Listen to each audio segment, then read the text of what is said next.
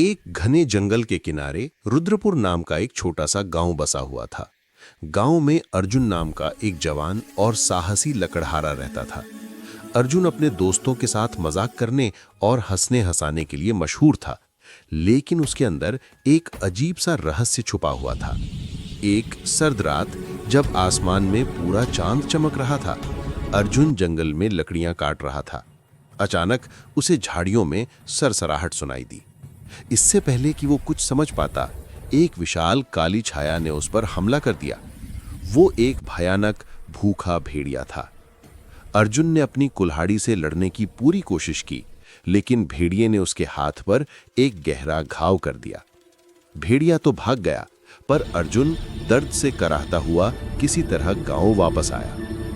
अगले कुछ दिन उसका घाव ठीक होने लगा, लेकिन अर्जुन को अपने अंदर कुछ बदलाव महसूस होने लगे।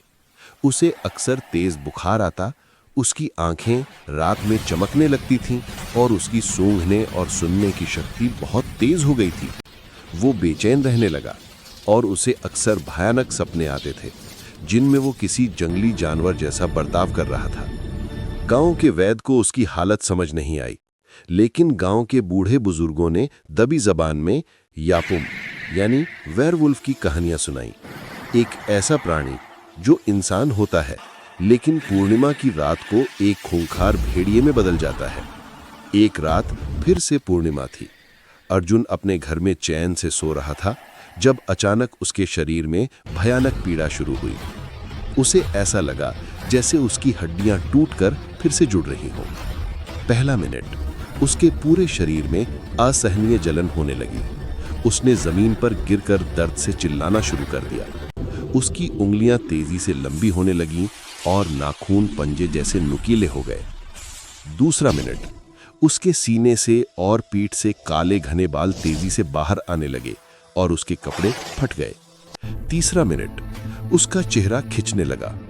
उसकी आंखें और ज्यादा पीली और चमकदार हो गईं। उसके दांत, खासकर केनाइन, नुकीले और लंबे हो गए और उसका जबड़ा बाहर निकल आया। चौथे से छठे मिनट तक अब उसके शरीर का आकार बढ़ने लगा।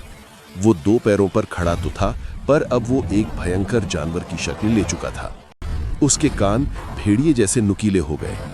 उसकी चीख एक गूंजदार जंगली गुर्राहट में बदल गई। सातवें से नौवें मिनट तक पूरी तरह से भेड़िए का रूप ले चुका अर्जुन अब भेड़िया बन चुका था। उसकी इंसानियत का हर निशान मिट चुका था।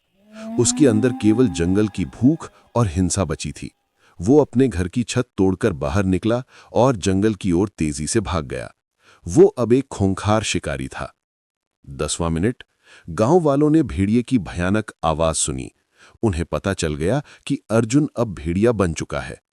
लेकिन अगले दिन उगते सूरज के साथ गांव के बाहरी हिस्से में उन्हें अर्जुन फिर से इंसान के रूप में मिला, कमजोर, घायल और रात की भयानक यादों से डरा हुआ। अर्जुन को समझ आ गया था कि पूर्णिमा की हर रात वो भेड़िया बन जाएगा। ये एक अभिशाप था जिसे वो कभी नहीं भूल पाएगा। अब उसका हर अगला दिन रात के आने के डर में गुजरने लगा था।